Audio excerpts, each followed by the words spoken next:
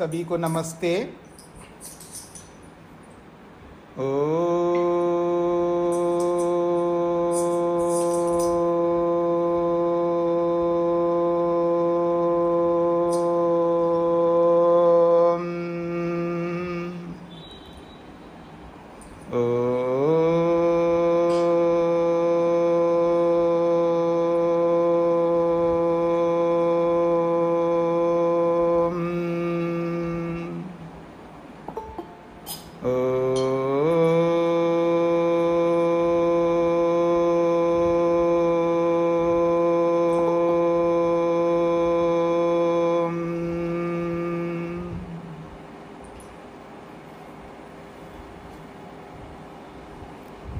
जिन्होंने अपना माइक बंद नहीं किया वो अपना माइक बंद करके रखें, अपना ध्यान दीजिएगा।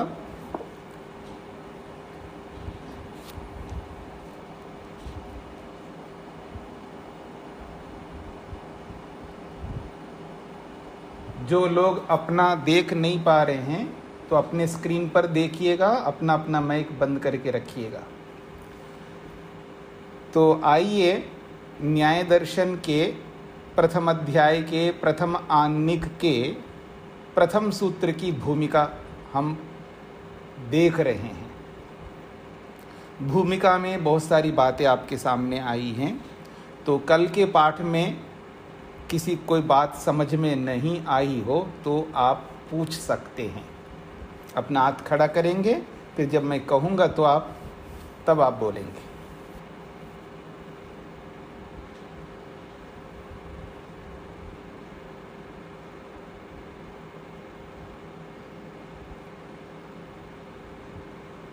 तो आइए आगे बढ़ते हैं। आपका कोई प्रेम कुमार जी को क्या पूछना है? स्वामी जी, किसी शब्द के बारे में हम प्रमाण, प्रमाता, प्रमेय, प्रमिति करते हैं या किसी वाक्य से करते हैं? क्या आप फिर पूछिए प्रश्न। मेरा एक शब्द है जैसे वेद, तो खाली वेद से ही ये चारों सिद्ध करने हैं या वेद को सिद्ध करने के लिए चारों यूज करेंगे या कोई सेंटेंस होना चाहिए उसके लिए? देखिए, शब्दों को यूज करने के लिए हम इन चारों का प्रयोग नहीं कर रहे हैं। हम प्रमेय को समझने के लिए वस्तु को, तत्व है ना, तत्व जो भी तत्व है उसका यूज करते हैं हम व्यवहार में। तो अभी यहाँ पर बताया था, जैसे सुख है, सुख एक तत्व है और सुख के कारण भी होते हैं, वो भी सारे तत्व हैं। दुख भी एक तत्व है और उसके कारण भी तत्व है। उनकी परीक्षा करते हैं हम लोग, उनको व्यवहार में लाते हैं। उनको बताने वाले शब्द है तो शब्दों की भी परीक्षा जहाँ करनी होगी वहाँ भी कर लेंगे। जब वो शब्द प्रमेय बन जाएगा तब उसको भी हम परीक्षा कर लेंगे। हाँ जी, मेरी बात पकड़ में आ रही है आपको? शब्द की भी परीक्षा होती है और उसके वाक्य की भी परीक्षा होती है। भाई, शब्द से वाक्य बनता है। जब शब्द की परीक्षा हो जाएगी तो वाक्य की भी परीक्षा हो जाएगी, उसमें क्या दिक्कत है?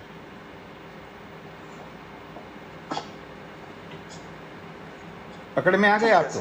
हाँ जी, हाँ जी, जी जी। संतोष कुमारी जी, आप अपना माइक बंद करिएगा। हाँ जी, श्वेता जी को क्या पूछना है? नमस्ते स्वामी जी। क्या मैं ये कह सकती हूँ कि प्रमाता हमेशा चेतन ही होता है? हाँ जी, प्रमाता तो चेतन ही होगा ना, क्योंकि हाँ जी जी, प्रमाता जड़। जी जी। और जब हम लोग ये करते हैं प्रमाता प्रमेय जब सोचते हैं ना, तो ये प्रमेय हम एक से ज्यादा भी हो सकता है, क्योंकि हम जानते हैं एक को ही नहीं जानने की जरूरत है, तो एक से ज्यादा भी हो सकता है ना सिचुएशन में प्रमेय। हाँ भी बताएंगे ना, प्रमेय तो बहुत होते हैं। प्रमेय तो किसी को भी बना सकते हैं हम लोग।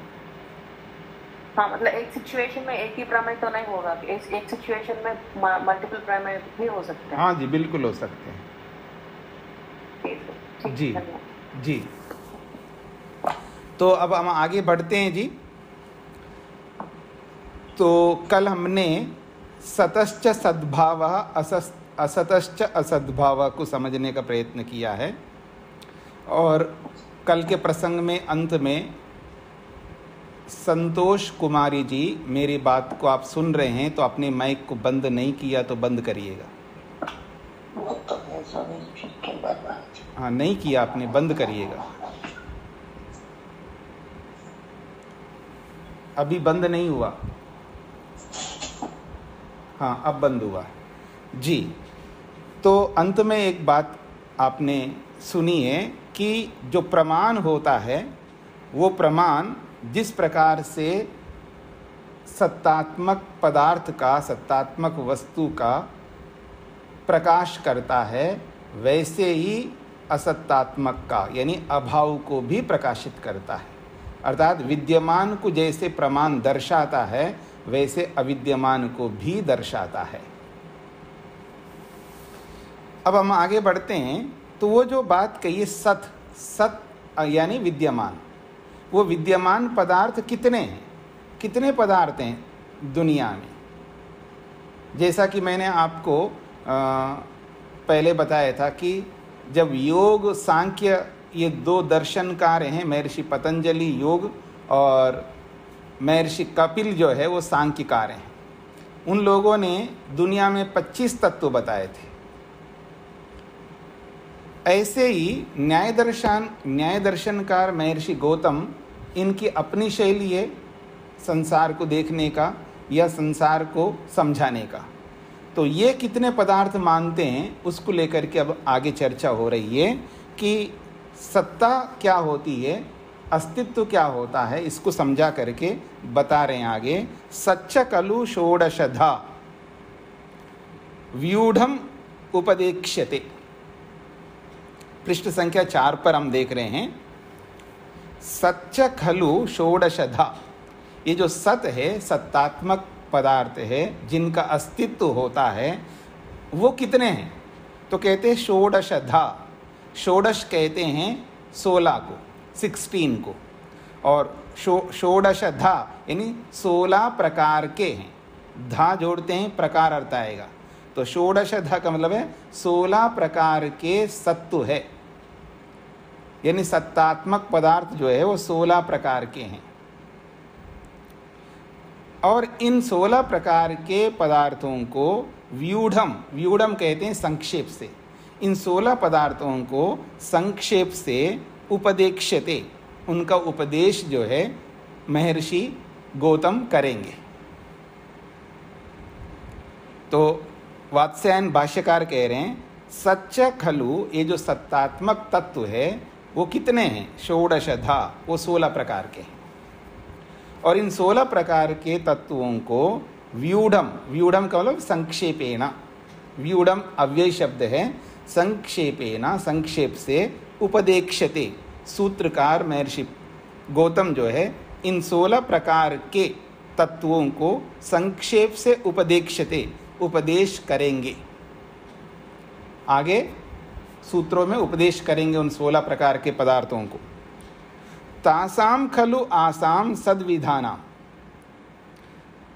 उन इन 16 प्रकार के जो सत्तात्मक पदार्थ हैं उनका जो नाम है वो पहले सूत्र के माध्यम से बताया जा रहा है। वो 16 पदार्थ कौन है? उन 16 पदार्थों का नाम जो है आगे सूत्र के माध्यम से बताया जा रहा है। सूत्र है, पहला सूत्र, प्रमाण प्रमेय संशय प्रयोजन दृष्टांत सिद्धांत अवयव तर्क निर्णय वाद जल्प वितंडा हेत्वाभास छल जाति निग्रह स्थानानां तत्वज्ञानात् निश्रेयसाधिगमः। ये सूत्र है, पहला सूत्र। ये महर्षि गौतम का पहला सूत्र आया है। तो वो 16 प्रकार के जो तत्व जो है वो कौन है, उनका नाम यहाँ पर इस पहले सूत्र में गिनाया है। पहला तत्व है प्रमाण, दूसरा है प्रमेय, तीसरा है संशय, चौथा है प्रयोजन, पांचवा दृष्टांत, छठा सिद्धांत, सातवां अवयव, आठवां तर्क, नौवां जो है निर्णय, 10वां वाद, 11वां जल्प, 12वां वितंडा, 13वां हेत्वाभास, 14वां छल, 15वां जाति और 16वां है निग्रह स्थान। तो ये 16 तत्व हैं, 16 पदार्थ हैं। न्याय दर्शन में 16 पदार्थ स्वीकार किए हैं। पूरी दुनिया में ये 16 पदार्थ हैं। तो इसमें षष्ठी विभक्ति है निग्रह स्थानानाम, यानी इन 16 पदार्थों के तत्व ज्ञानात, इन 16 पदार्थों के तत्व ज्ञान से, यानी इन 16 पदार्थों को मनुष्य ठीक ठीक प्रकार से जान लेता है तो इन 16 पदार्थों के तत्व ज्ञान कर लेने से मनुष्य को निश्रेयसाधिगमा, निश्रेयस कहते मुक्ति मोक्ष, तो उस व्यक्ति को मोक्ष की अधिगमा प्राप्ति हो जाती है।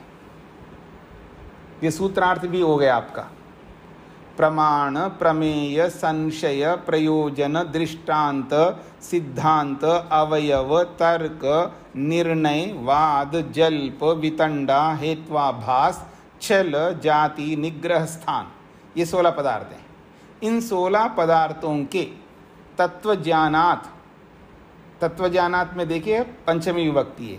इन 16 पदार्थों के तत्वज्ञान से निश्रेयसाधिगमः, निश्रेयस रूपी मोक्ष की अधिगमा प्राप्ति हो जाती है मनुष्य को।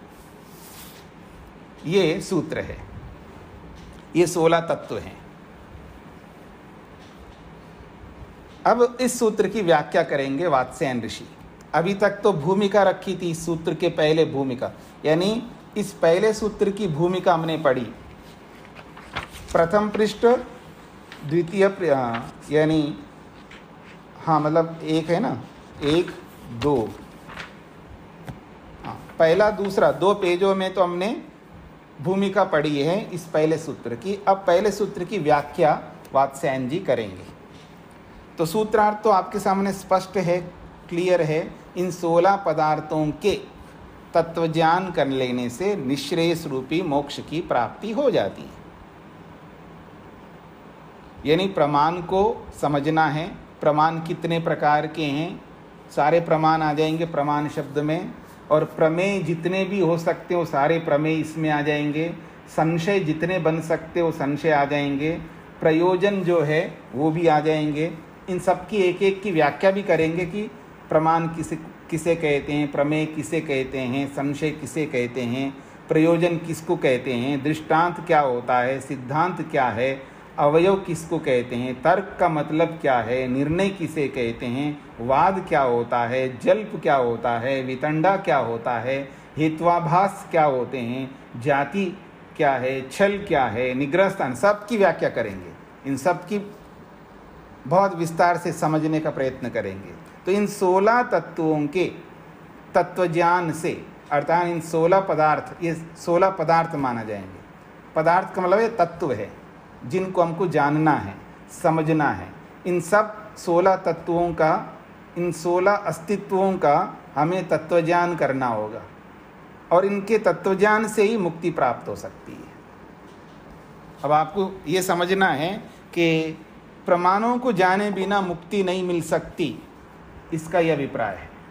प्रमेय को समझे बिना मुक्ति नहीं मिल सकती, संशय को समझे बिना मुक्ति नहीं मिल सकती। बिना मतलब संशय कर रहे हो पति के ऊपर, पत्नी के ऊपर, सास के ऊपर या बहू के ऊपर, जिस किसी के ऊपर संशय कर रहे हो आप, आपको संशय का मतलब नहीं समझ में आ रहा है, क्यों संशय होता है, संशय क्या होता है, या संशय बनता है नहीं बनता है, सब समझना पड़ेगा ना आपको।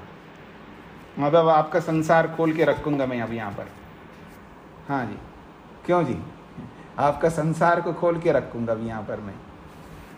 तो संशय होता है बहुत कुछ, तो चाहे संशय हो, प्रयोजन, जो भी इन 16 तत्व बताए यहाँ पर, इन 16 प्रकार के तत्वों के तत्वज्ञान हमको प्राप्त करना होगा। और तत्वज्ञान क्या होता है ये भी आपको समझना है। तो इनके तत्वज्ञान से, इनके विवेक से ही हमको मुक्ति मोक्ष की प्राप्ति हो सकती है। अगर हमने इनका तत्वज्ञान नहीं किया तो मुक्ति तो भूल जाइए, मुक्ति नहीं हो सकेगी। ये महर्षि पतंजलि का कहना है। अब आते हैं भाष्य पर। निर्देशे यथावचनम विग्रह, ये जो सूत्र का निर्देश किया सूत्रकार ने, मतलब ये जो सूत्र बनाया है, इस सूत्र में जिन जिन शब्दों का निर्देश किया है, निर्देश का मतलब है कथन किया है, वर्णन किया है। निर्देश का मतलब है ये जो सूत्र में जिन शब्दों का वर्णन किया है, इन शब्दों के वर्णन में यथावचनम, जैसा जैसा वो वचन है उसका, उसको वैसा वैसा विग्रह कर लेना चाहिए। जैसे पहला है प्रमाण। प्रमाण का वर्णन किया है कि 16 तत्वों में प्रमाण होता है। अब इस प्रमाण का विग्रह हमको करना है, तो प्रमाण जो है नपुंसक लिंग में चलता है। प्रमाणम, प्रमाणे, प्रमाणानि। तो प्रमाणानि, प्रमाण एक तो है ही नहीं है, प्रमाण बहुत हैं, इसलिए प्रमाणानि ऐसा विग्रह कर लेना है हमको। प्रमाण शब्द का प्रमाणानि, क्योंकि आगे जब प्रमाणों का कथन करेंगे सूत्रकार तो वहां प्रमाणानि ऐसा बताएंगे। एक वचन में भी किसी को बोलेंगे, किसी को बहुवचन में भी बोलेंगे, तो सूत्रकार जैसे जैसे जिसको बोलेंगे वैसा विग्रह हमको करना है यहाँ पर। तो प्रमाण शब्द को प्रमाणानि, यानी ये प्रमाण, बहुत सारे प्रमाण होते हैं, तो उन्होंने प्रमाणानि ऐसा बोला है, तो प्रमाणानि ऐसा विग्रह हमको करना। दो बातें बताया था ना आपको संस्कृत पढ़ाते समय, कि एक होता है संधि और एक होता है उस संधि का विग्रह। मतलब दो अक्षरों को मिलाते हैं तो संधि होती है, और अनेक अक्षरों को मिला हुआ जो शब्द बनता है तो उन शब्दों की भी संधि होती है। संधि दो प्रकार की है ना, एक तो अक्षरों की संधि और एक शब्दों की संधि। आगे चल कर के वाक्यों की भी संधि होती है। 3 प्रकार की संधियां बताया था मैंने, आपको याद है?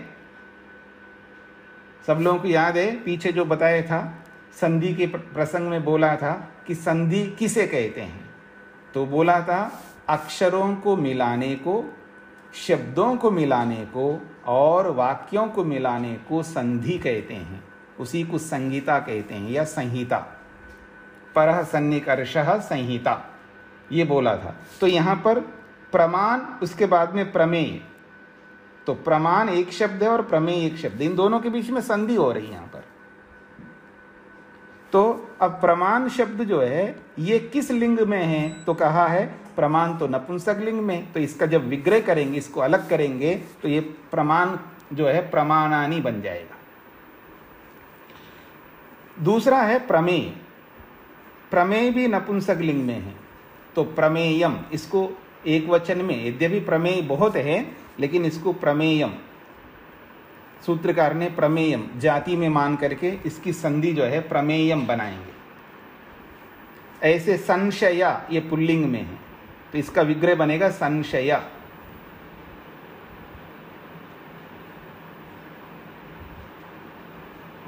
ऐसे ही प्रयोजनम, ये भी नपुंसक लिंग में बनेगा। दृष्टान्तः, ये पुल्लिंग में है। सिद्धान्तः, ये भी पुल्लिंग है। अवयवः, ये भी पुल्लिंग है। तर्कः, ये भी पुल्लिंग में है। निर्णयः, ये भी पुल्लिंग में है। वादः पुल्लिंग में है। जल्पः पुल्लिंग में है। वितंडा स्त्रीलिंग में है। हेत्वाभासाः, ये भी पुल्लिंग में है। छलम, ये नपुंसक लिंग में है। जाति ही स्त्रीलिंग में है। निग्रह स्थानानि, ये भी नपुंसक लिंग में है। तो इनका ऐसा विग्रह हो जाएगा। प्रमाणानि, प्रमेयम, संशयः, प्रयोजनम, दृष्टान्ताः, ये दृष्टान्तः, सिद्धान्तः, अवयवाः, तर्कः, निर्णयः, वादः, जल्पः, वितंडा, हेत्वाभासाः, छलम, जाति ही, निग्रह स्थानानि, ऐसा इनका विग्रह होगा। तो कह रहे हैं निर्देश है, ये जो हम 16 तत्व गिनाए, इनके निर्देश में अर्थात इनके वर्णन में यथावचनम, जो शब्द जिस वचन को रखता, अर्थात पुल्लिंग वचन का है, स्त्रीलिंग का है या नपुंसक लिंग का है, तो जिस वचन वाला है यानी जिस लिंग वाला है वैसे ही लिंग में इनका विग्रह कर लेना, ये इसका अभिप्राय है। अब प्रमाण प्रमेय से लेकर के निग्रह स्थानानाम, ये एक ही शब्द है जी, याद रखना। प्रमाण से लेकर के निग्रह स्थानानाम तक एक शब्द है, इतना लंबा बड़ा शब्द है। और ये इतने बड़ा शब्द जो है इसमें संधि भी हुई है और साथ में समास भी हुआ है। इन सब शब्दों के बीच में संधि भी हो रही है और इन सब शब्दों के बीच में समास भी हो रहा है। तो कहते हैं प्रमाण से लेकर के निग्रह स्थानानाम, ये एक शब्द बन गया। इसलिए इस एक इतने बड़े शब्द की विभक्ति क्या है? षष्ठी विभक्ति का बहुवचन है। निग्रह स्थानानाम षष्ठी विभक्ति का बहुवचन है। एक ही शब्द है तो इसका बहुवचन हो गया निग्रह स्थानानाम, तो षष्ठी विभक्ति का बहुवचन है। पर इसमें जो समास हुआ है इतने बड़े शब्द में, कौन सा समास है? तो कहा च अर्थे द्वंद्व समासः। मैंने बताया था आपको 4 प्रकार के समास होते हैं, उनमें से चौथा समास द्वंद्व समास होता है और द्वंद्व समास 2 प्रकार का होता है। द्वंद्व समास 2 प्रकार का होता है, ये भी बताया। तो ये समास द्वंद्व समास है। और आपको ये भी बताया था, तो द्वंद्व समास में सभी शब्द मुख्य होते हैं, जितने भी उसमें प्रयोग में आएंगे। यहाँ 16 तत्व सब मुख्य हैं, इसमें कोई गौण नहीं है। सबका अपना अपना अस्तित्व है, सब अपने अपने अस्तित्व में सब अपने आप बड़े हैं, महान हैं, सब उत्तम हैं, सब प्रधान वाले हैं, सभी चौधरी हैं यहाँ पर। हाँ, एक चौधरी नहीं है यहाँ पर, सब चौधरी हैं यहाँ पर। ठीक है जी, तो सब प्रधान है। तो द्वंद्व समास में जितने भी शब्द प्रयुक्त होते हैं वो सब प्रमुख होते हैं, मुख्य होते हैं। तो च के अर्थ में यहाँ द्वंद्व समास है। जो 2 प्रकार के द्वंद्व समास में ये च अर्थ वाला द्वंद्व समास है। जैसे प्रमाणानि च, प्रमेयम च, संशयः च, प्रयोजनम च, दृष्टान्तः च, सिद्धान्तः च, ऐसा जुड़ता जाएगा। जैसे आप करते ना, रामः च, लक्ष्मणः च, भरतः च, शत्रुघ्नः च, राम लक्ष्मण भरत शत्रुघ्नाः, ऐसे एक शब्द बना देते हैं आप समास में। तो ऐसे ये च अर्थ जुड़ता जाएगा, क्योंकि सब अलग अलग है। प्रमाण और प्रमेय और संशय और प्रयोजन और दृष्टांत और सिद्धांत और अवयव और तर्क और निर्णय और वाद और जल्प और वितंडा और एत्वाभास और छल और जाति और निग्रह स्थान, ऐसे। तो चा के अर्थ में, चा का मतलब है और अर्थ में, अर्थात ये अलग अलग है ना, सब प्रधान है। आप और आप और आप, ये सब जाओ, कहीं जाना है, भेजना है आपको, तो आप और आप और आप और आप, 4 लोग हो गए, आप चारों जाइए, बाकी सब यहीं बैठे रहना। तो सब प्रमुख है। तो इसलिए चा के अर्थ में और अर्थ में यहाँ पर द्वंद्व समास है। चा का मतलब है और होता है, इसको समुच्चय भी कहते हैं। चा को और को समुच्चय, मतलब सबको जोड़ा जा रहा है यहाँ पर। तो ये द्वंद्व समास हुआ है जी निग्रह स्थानानाम तक। ये जो एक शब्द है इसमें द्वंद्व समास है। आगे बढ़ते हैं। प्रमाणादि नाम तत्वमिति शैषिकी षष्ठी। अब आ गए ना आपका कारक। मैंने बोला था ना, कारक प्रकरण को पढ़ाया था, तो वहाँ आएगा, कारक की भी बात करेंगे। तो अब आगे कारक, तो कहते प्रमाण आदि नाम, यहाँ पर आगे ना प्रमाण प्रमेय आदि से लेकर के निग्रह स्थानानाम। तो यहाँ निग्रह स्थानानाम में षष्ठी विभक्ति क्यों लगाई आपने? कोई और भी विभक्ति लगा सकते थे, लेकिन इसमें षष्ठी विभक्ति क्यों लगाई? तो इसलिए कहा प्रमाण आदि नाम, ये जो समास करके एक शब्द बना करके, और इसमें जो षष्ठी विभक्ति इसलिए लगाई है कि प्रमाण आदि नाम तत्वमिति, तत्व को ध्यान में रख करके, शेषिकी षष्ठी, ये शेष इसको बना दिया, शेष बना करके इसको षष्ठी विभक्ति लगा दिया। शेष का मतलब है क्योंकि हमें तत्व को जानना है। तत्व जानात निश्रेयस अधिगमा। इन 16 पदार्थों के तत्व को पकड़ना है हमको। ये तो संबंध है। प्रमाण का जो वास्तविक स्वरूप है उसको समझना है। तो प्रमाण के स्वरूप मुख्य हमारे लिए।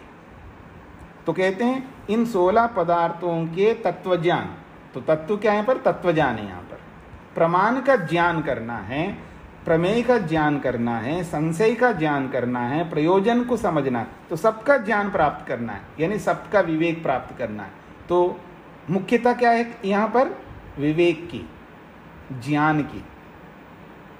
तो प्रमाणादि नाम तत्वम, इन सब 16 प्रकार के प्रमाणादि तत्वों, इन सब के तत्वम जो तत्वज्ञान है, इस तत्वज्ञान को ध्यान में रख करके इन प्रमाणादि में षष्ठी विभक्ति लगाए। तो ये सब संबंध बन गए, यानी तत्वज्ञान के साथ जुड़े हुए हैं सब, इसलिए इसमें शैषिक षष्ठी विभक्ति है। इसको गौण बना दिया। मुख्य क्या है? तत्वज्ञान।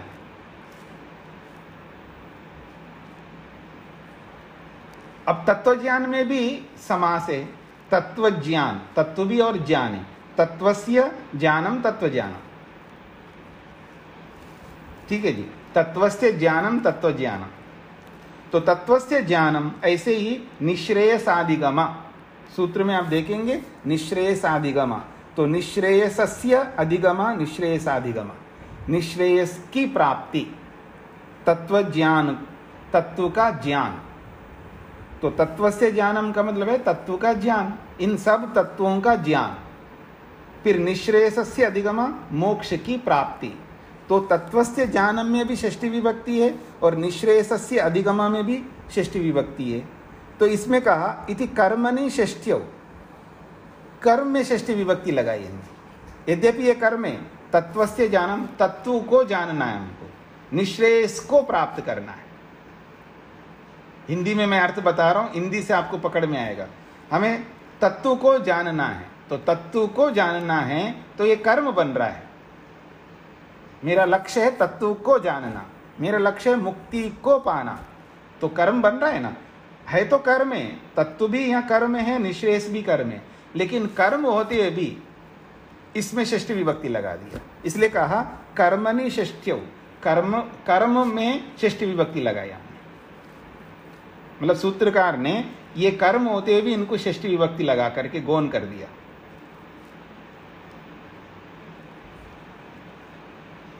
मतलब तत्व यद्यपि कर्म है, पर उस तत्व को षष्ठी विभक्ति करके ज्ञान को प्रमुखता दे दिया। निश्रेयस यद्यपि कर्म है, उसको गौण करके प्राप्ति को मुख्य बना दिया। इसलिए इसको संबंध कर दिया, यानी कर्म होते हुए भी इसको शेषिक बना दिया, अर्थात इसमें षष्ठी विभक्ति लगा दिया। षष्ठी विभक्ति लगा करके इसको गौण कर दिया। पकड़ में आ रहा है जी आप लोगों को? तो इस तरह कारकों में परिवर्तन होता है। किसी भी कारक को हम शेष बना सकते, किसी भी कारक को गौण बना सकते। ये हमारे हाथ में होता है, हमारी विवक्षा के ऊपर होता है। तो इसमें कर्म होते हुए भी, कर्म तो मुख्य होता है, मतलब तत्व को जानना है, निश्रेयस को पाना है। तो निश्रेयस को पाना है तो ये कर्म है, निश्रेयस मोक्ष। ऐसे तत्व को जानना है तो तत्व कर्म बन रहा है। तो कर्म होते हुए भी इसको षष्ठी विभक्ति बना करके इसको गौण बना दिया।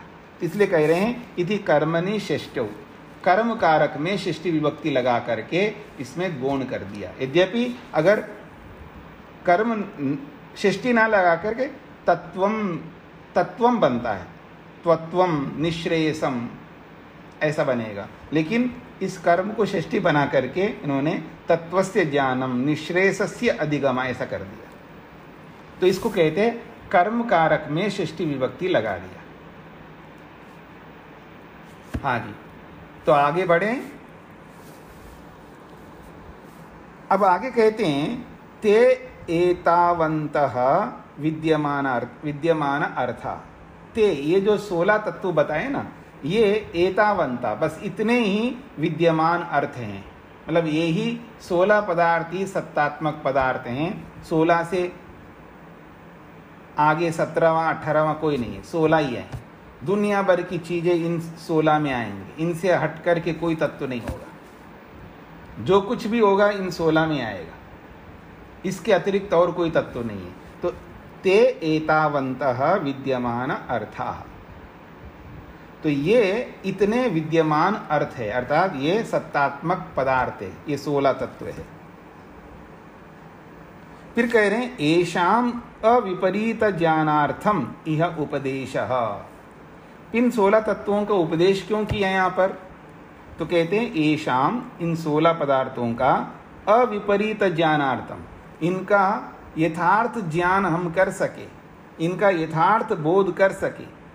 एक तो विपरीत ज्ञान का मतलब उल्टा ज्ञान, और अविपरीत का मतलब है यथार्थ। एषाम, इन 16 तत्वों के अविपरीत ज्ञानार्थम, इनका यथार्थ ज्ञान कर सके, उसके लिए इह, इस शास्त्र में उपदेशः, महर्षि ने उपदेश किया है हम सब के लिए।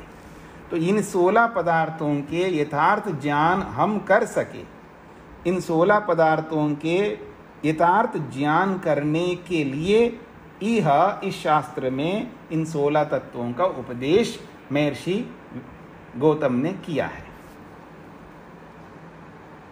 सो अयम अनवयवेन तंत्रार्थ उद्दिष्टो वेदितव्य। सह, तो इस प्रकार से, सो अयम, वह यह, अनवयवेन, अवयव कहते हैं अपूर्णता, और अनवयव का मतलब संपूर्ण रूप से। वह यह अनवयवेन कर संपूर्ण, यानी जितने पदार्थ हो सकते हैं उन समस्त पदार्थों को लेकर के तंत्रार्थ, इस सूत्र का जो अर्थ है उसको, या इस सूत्र के, इस शास्त्र को उद्दिष्ट, उद्देश्य कर दिया, अर्थात नाम कथन पूर्वक इसका उपदेश कर दिया है, ऐसा वेदितव्य, जान लेना चाहिए। तो ये जो 16 तत्व बताए हैं, इन 16 तत्वों को अनवयवेन, यानी पूर्ण रूप से, एक भी तत्व को छोड़ा नहीं है, संपूर्ण रूप से इन 16 तत्वों को तंत्रार्थ, इस शास्त्र के अंतर्गत उद्दिष्ट, उपदेश किया है नाम कथन पूर्वक, ऐसा वेदितव्य, जान लेना चाहिए। अर्थात तंत्रार्थ का मतलब है इस शास्त्र में, इस शास्त्र में या इस सूत्र में। तंत्र कहते हैं शास्त्र को, और तंत्र सूत्र को भी कहते हैं।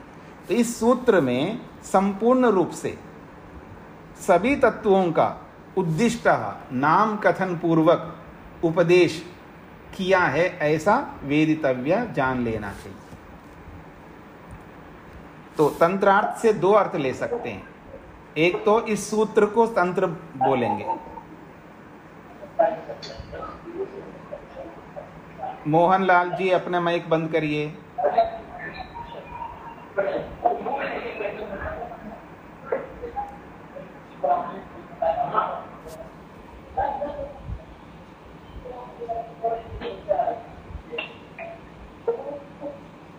कई बार व्यक्ति अपना क्लास से उठकर के इधर उधर जाता है,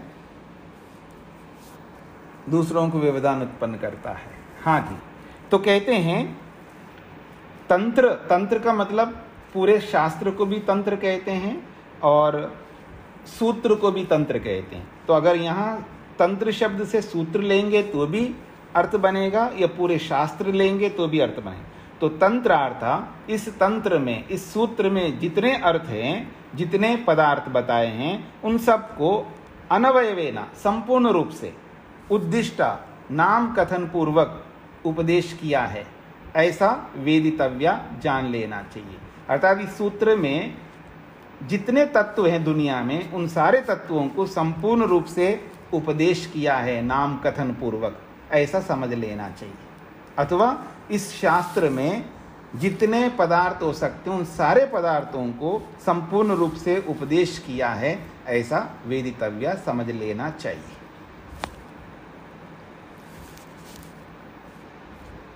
आगे बढ़ते हैं।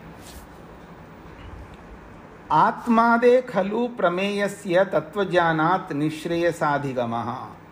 अब मुक्ति को प्राप्त करना है ना, निःश्रेयस को प्राप्त करना, मोक्ष को प्राप्त करना। कैसे मिलेगा मोक्ष, निःश्रेयस की प्राप्ति कैसे होगी? तो कहते आत्मादे खलु प्रमेयस्य। प्रमेय जो होते हैं ना, वो बहुत सारे प्रमेय हैं। तो आत्मा से लेकर के बहुत सारे प्रमेय बताए वहाँ पर। आगे सूत्र हम पढ़ेंगे, उसमें 12 प्रमेय बताए हैं। आप एक बार सूत्र संख्या 9 निकाल के देखिएगा आगे, अभी आपको समझ में आएगा। पृष्ठ संख्या 21 में सूत्र संख्या 9 है, पृष्ठ संख्या 21 है, सूत्र संख्या 9 है।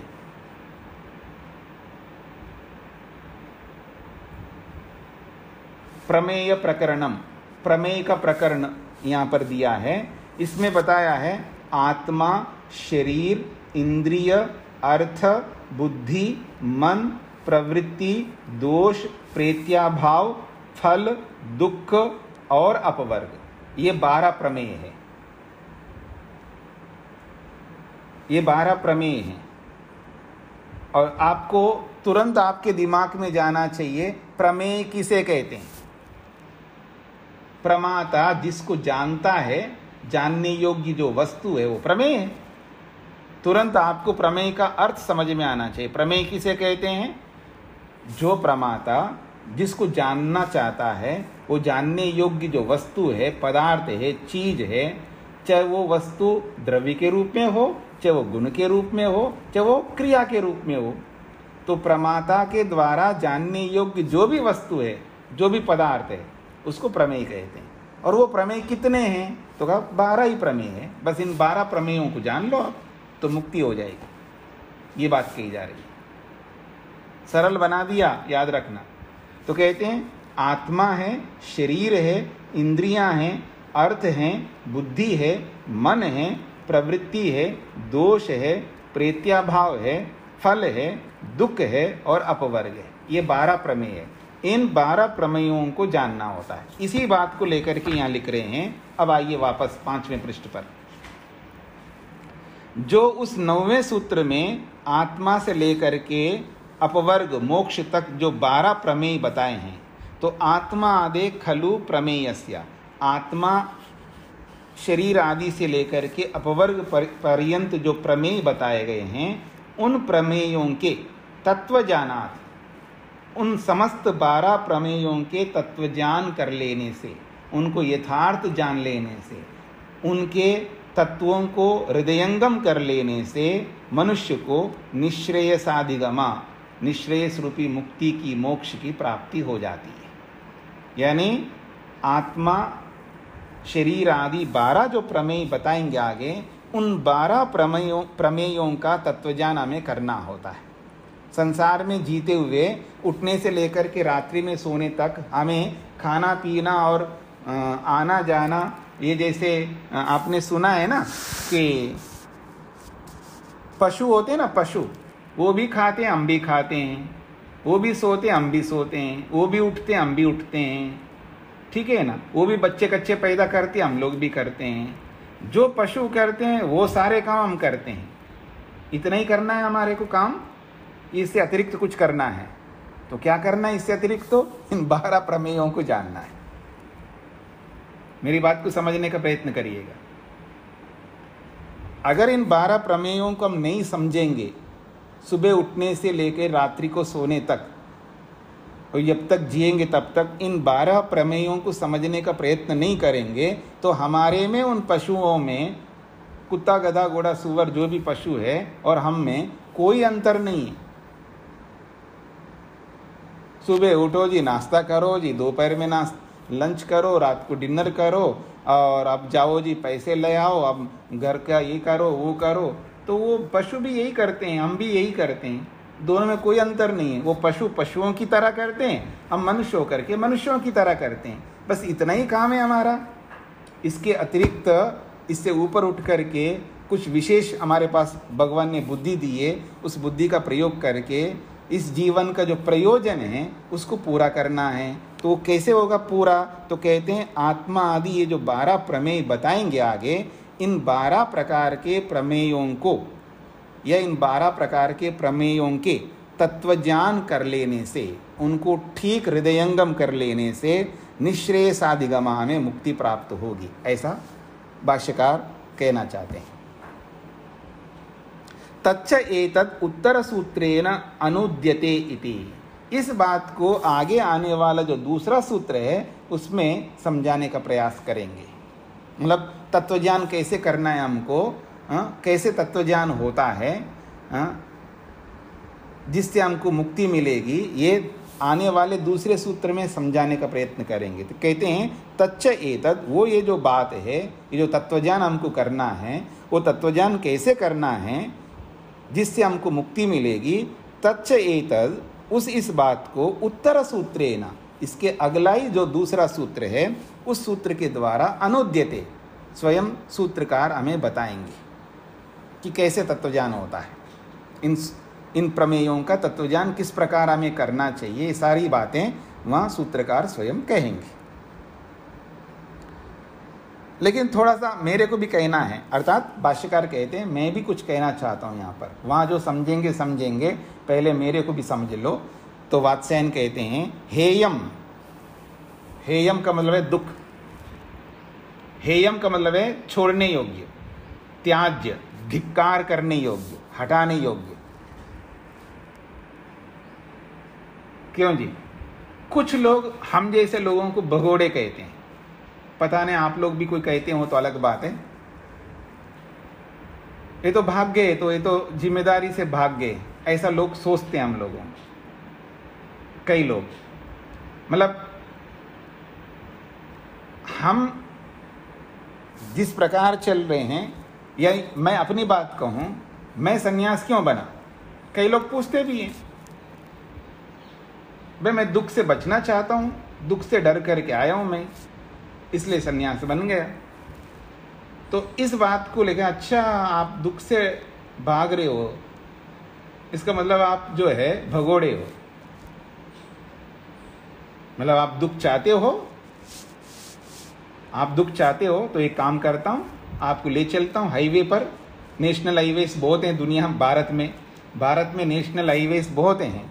हाँ, एक हाईवे पर ले जाता हूँ, 6 लेन का, आजकल तो 8 लेन 12 लेन ऐसे से बना रहे हैं रोड्स बड़े बड़े, और रोड के बीच में खड़ा कर देता हूँ और सामने से गाड़ियाँ आ रही हैं फुल स्पीड में, नॉन स्टॉप, और खड़े हो जाए ना। वहाँ से हिलोगे तो मैं यही कहूँगा आप भगोड़े हो, भाग रहे हो आप दुख से, ले लो ना दुख, भोगो। भाई दुख से भागना तो बुद्धिमत्ता है, और दुख में पड़े रहना मूर्खता है। मेरी बात का अन्यथा अर्थ मत लेना। जब हमें भगोड़े कहा जा रहा है उसके जवाब दे रहा हूं मैं। भाई दुख से बच करके भागना, दुख को देख करके भागना, ये दुनिया में सबसे बड़ा बुद्धिमत्ता का काम है, और दुख में पड़े रहना ये मूर्खता का काम है। हम दुख से बचना चाहते हैं, और जिससे बड़े बड़े दुख से छूट सकता व्यक्ति, जैसा जैसा करने से बड़े बड़े दुख से वो छूट सकता है, उन दुखों से भाग रहे हैं, भगोड़े हैं, ठीक है। जब कृष्ण जैसे व्यक्ति को भगोड़ा आप कह सकते हो, रणछोड़ कह करके उसको शान से नाम ले सकते हो, भाई हमको भी तो ले लो ना आप। खैर, तो कहने का अभिप्राय है ये जो तत्वज्ञान है, ये तत्वज्ञान जो है ऐसा तत्वज्ञान है, मतलब बुद्धि जो है वो क्या कहती है, हेयम, जो त्याग करने योग्य, छोड़ने योग्य।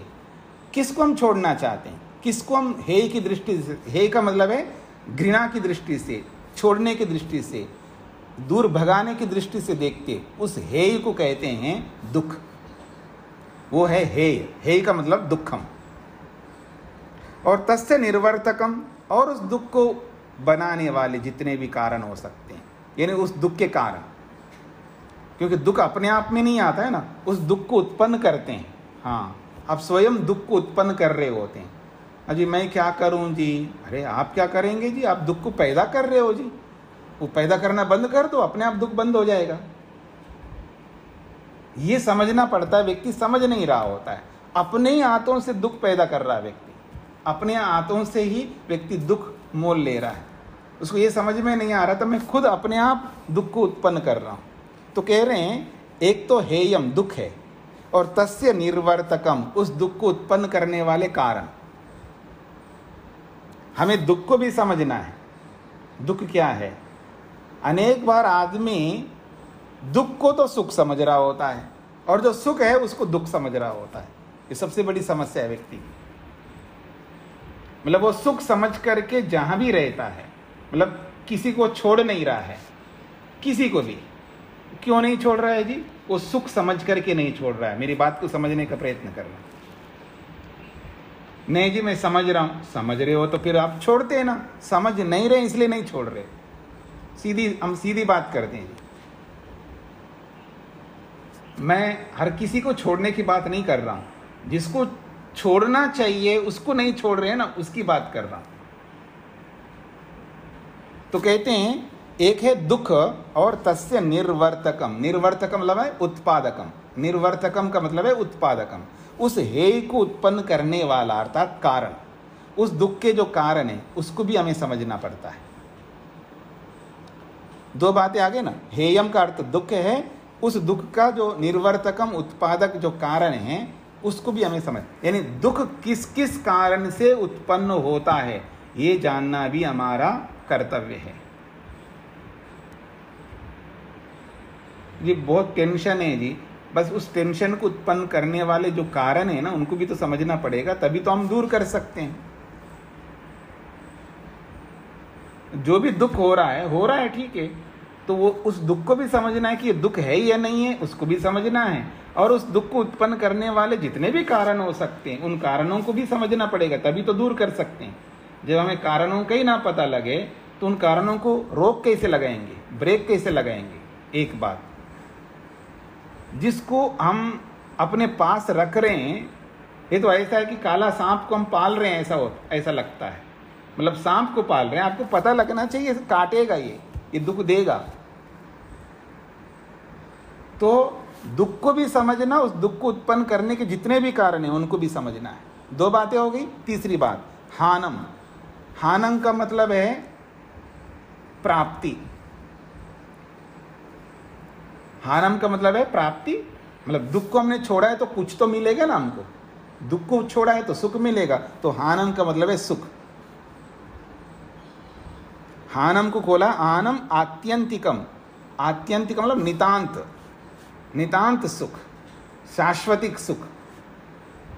जब सुख को छोड़ देंगे तब हानम मिलेगा, अर्थात आत्यंतिकम नितांत सुख है जिसको हमको चाहिए, उसको भी समझना है। यानी नितांत सुख का मतलब है पूर्ण सुख। यह हानम आत्यंतिकम का मतलब है पूर्ण सुख। भाई सुख क्या है? हम सुख को तो प्राप्त कर रहे हैं लेकिन वो सुख पूर्ण नहीं है, अपूर्ण सुख को प्राप्त कर रहे हैं। और अपूर्ण सुख में दुख होता है, वो नहीं पकड़ पा रहे हैं। तो कह रहे हैं हानम आत्यंतिकम, नितांत सुख, शाश्वतिक सुख, वो क्या है ये भी समझना पड़ता है। मतलब पूर्ण सुख को नहीं समझ रहा है व्यक्ति, इसलिए तो उसके लिए मेहनत नहीं करता।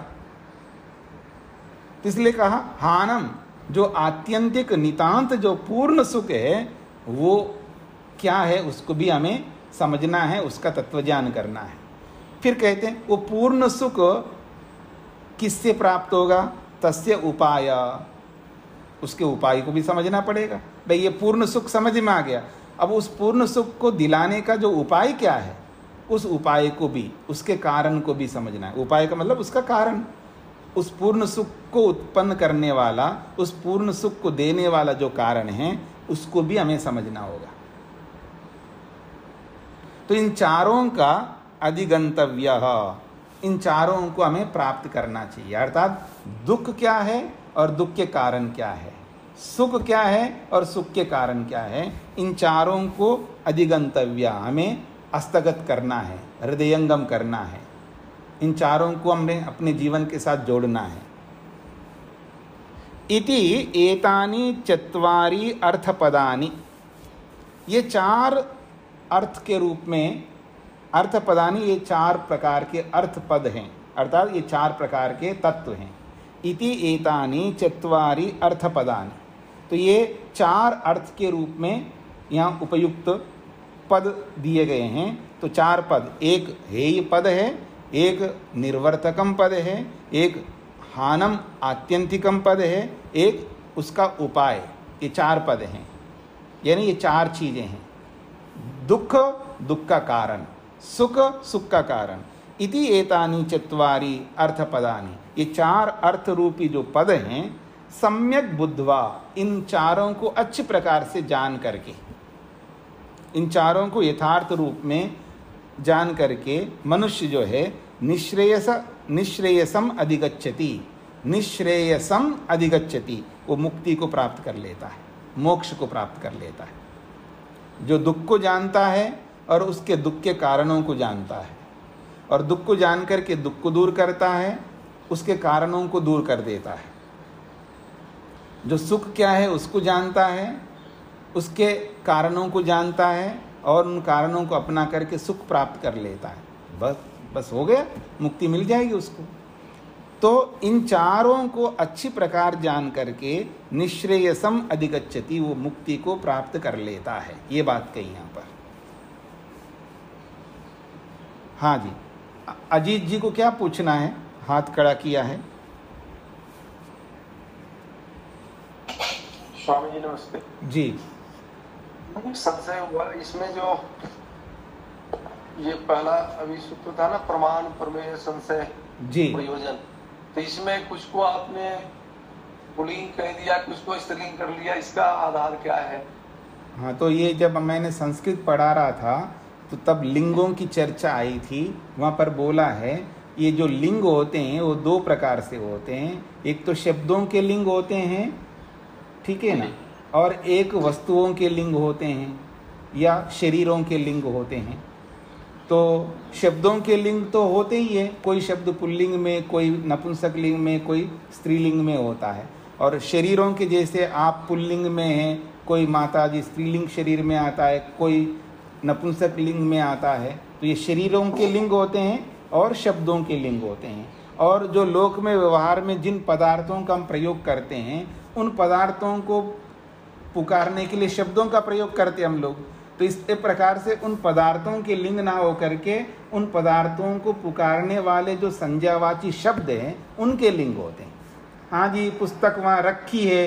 अब पुस्तक को आप हिंदी में बोलते हो तो रखी है, ऐसा आप बोल देते हैं, स्त्रीलिंग में बोलते हो। और वही पुस्तक को संस्कृत में बोलेंगे तो पुस्तकम तत्र अस्ति, पुस्तकम तत्र वर्तते, पुस्तक वहाँ पर है, तो पुस्तकम वहाँ नपुंसक लिंग में प्रयोग हो गया। अगर हिंदी में बोलेंगे तो स्त्रीलिंग में। तो इसका कैसे पता लगेगा? तो व्यवहार से पता लगेगा, बोलचाल से पता लगेगा। तो जो संस्कृत का व्यवहार जो लोग करते हैं, संस्कृत लोक में जो लोग जीते हैं, संस्कृत वाङ्मय को पढ़ते पढ़ाते हैं, तो उनको पता लगता है इन लिंगों का।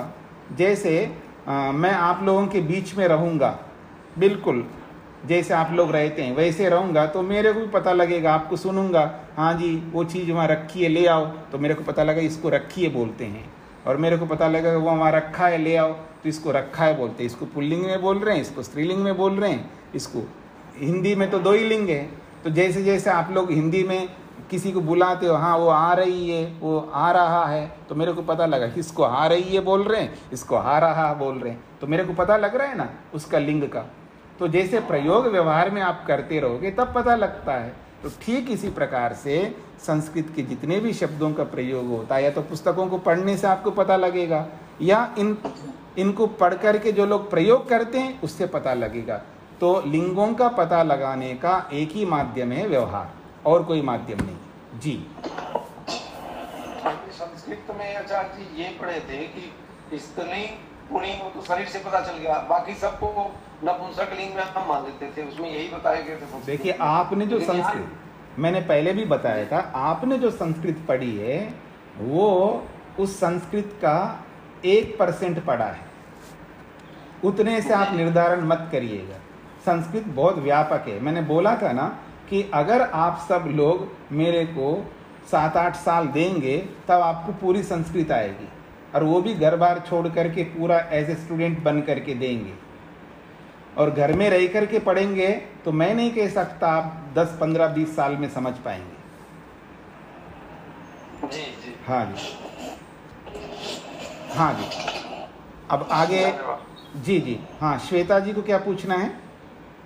नमस्ते स्वामी जी, कुछ क्वेश्चन है जी। तो यहाँ पे प्रमाण प्रमेय संशय जो है स्वामी जी, या निग्रह स्थानानाम में षष्ठी लगी है। हाँ जी। तो ये द्वंद्व समास में हुआ ना स्वामी जी, तो इसको हर एक को प्रमाणस्य तत्वज्ञानानाम ऐसा समझना चाहिए ना स्वामी जी? प्रमेयस्य तत्वज्ञानानाम, तो सब में तो षष्ठी लगना चाहिए ना? हाँ जी, हाँ जी, हाँ जी, हाँ। हाँ ठीक है स्वामी जी। प्रमाणानी बहुवचन में लेंगे तो प्रमाणानाम तत्वजानात ऐसा होगा। प्रमाणानाम तत्वजानात, प्रमेयस्य तत्वजानात, संशयस्य तत्वजानात, प्रयोजनस्य तत्वजानात, दृष्टान्तस्य तत्वजानात, सिद्धान्तस्य तत्वजानात, अवयवानाम तत्वजानात, क्योंकि वहाँ 5 अवयव बताए हैं। तो अवयवानाम तत्वजानात, तर्कस्य तत्वजानात, निर्णयस्य तत्वजानात, वादस्य तत्वजानात, जल्पस्य तत्वजानात, वितण्डायाः तत्वजानात, हेत्वाभासानां तत्वजानात, छलस्य तत्वजानात, जातेः तत्वजानात, निग्रहस्थानानां तत्वजानात, ऐसा अर्थ निकलेगा। जी हाँ जी, और किसी कोई पूछना है? जो अभी पढ़ा है हमने इसके संदर्भ में किसी कुछ पूछना हो? जी स्वामी जी, एक शब्द है विवक्षा। विवक्षा कहते हैं अपेक्षा को, मतलब इस शब्द जैसे माता है तो पिता की अपेक्षा है, वहाँ पर माता और पिता, पति है तो पत्नी की अपेक्षा है, मतलब कौन किसके साथ जुड़ सकता है उसी को जोड़ेंगे ना हम लोग। हर किसी को हर किसी के साथ नहीं जोड़ते हैं, तो किसके साथ कौन जुड़ सकता है उसको अपेक्षा कहते हैं ये संस्कृत में। चाहे वो शब्द विवक्षा नहीं, विवक्षा अलग बात। आपने पहले अपेक्षा जो बोला है उसकी बात कर रहा हूँ। तो नहीं, मैं हाँ जी, मैं विवक्षा पूछ रहा हूँ।